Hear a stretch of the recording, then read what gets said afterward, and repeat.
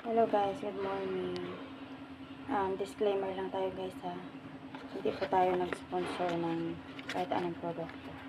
Ito ay sharing ko lang sa iba na gusto ding subukan ito na ibigay sa kanilang kambing.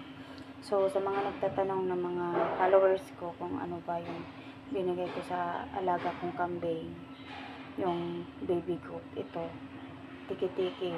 Ang dosage nito 1 ml everyday lang, once a day. So pwede sa umaga, tanghali, hapon mo ibigay, wag lang sa gabi.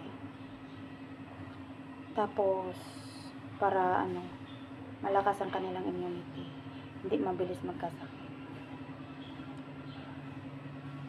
So ito guys,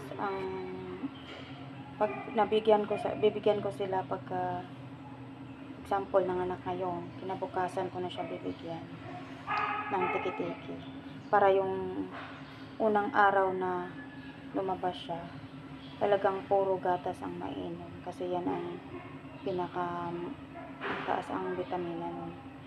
Kaya pagka 2 days nila, tsaka ko sila bigyan ng tiki-tiki 1 ml everyday, once a day lang. Okay, sana nakatulong.